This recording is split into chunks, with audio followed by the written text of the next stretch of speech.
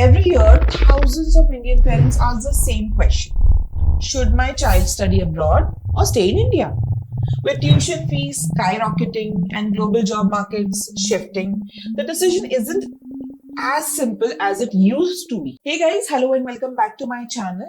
In today's video, we'll break down the real pros and cons of studying abroad backed by solid data, expert insights, and real life tips. And by the end, you will have a clear answer to whether studying abroad is the right choice for your child. Comment below, are you considering sending your child abroad? What's your biggest concern? Let's discuss that and maybe make more videos or more informative videos on the same. First of all, let's understand in section 1, why do students want to study abroad? According to Ministry of External Affairs, India, over 1.3 million Indian students were studying abroad in 2023. A Red Sea reports in 2023 states that the number is expected to reach 1.8 million by 2025. And top 3 reasons why students study abroad. Better career prospects, that is the first most important reason, because 79% of Indian students believe studying abroad improves job opportunities. Higher quality education. 85% of students prefer foreign universities for research facilities and global exposure. Post-study work visas, countries like Canada, Australia, and UK offer 2 to 4 years of post-study work permits. And the fact here is, did you know 90% of Indian students in US pursue STEM, that is science, technology, engineering, and math field, making them highly employable globally. Moving on to the next section, that is pros of studying abroad. So when we talk about pros of studying abroad, it is world-class education. QS World University Ranking 2003 ranks MIT, Stanford, Harvard among the top global institutions, whereas the highest ranking institute that is in India, that is IIT Bombay, is at 149th place globally. Countries like USA, UK, Canada, and Germany invest 5 to 7% times more in research and development than Indian universities. The best way to find that out is just Google the GDP investment of different countries. You will be able to understand the investment in education in different countries. Better job opportunities and salaries. Average salaries post-graduation, 2023 data. In India, for top IITs and IIMs is 12 to 25 lakhs per annum, but from USA, it's 80 lakhs to 1.2 crores per annum. From Germany, it is 50 to 80 lakhs per annum, and from Canada and Australia, it's 40 to 70 lakh per annum. Imagine the differences between the salaries from different countries and different universities.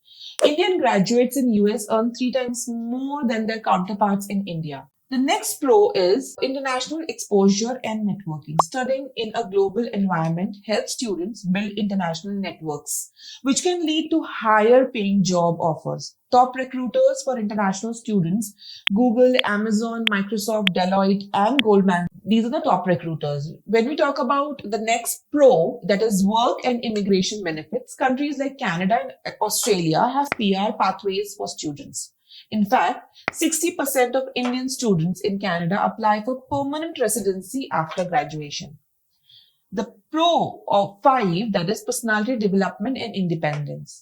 Living alone teaches financial management, problem-solving skills, adaptability, and making students more self-sufficient. Now moving on to the next part, that is your cons of studying abroad. It is 1. High cost, very big con. Tuition fees and living expense in US, when we talk about Ivy League universities, it is as high as 40 to 60 lakh for 4 years. In UK, it is 30 to 45 lakhs per annum for 4 years. Okay, let me correct, for the previous one also, it was per annum. For Canada, it is 20 to 35 lakh per annum.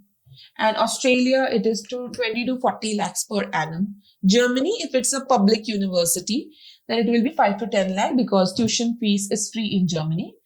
The tip here is scholarships like Fulbright, Chevening, DAD, and MITAS linked in the description. Next, talking about homesickness and cultural adjustment. 54% of Indian students studying abroad report mental health challenges in the first year.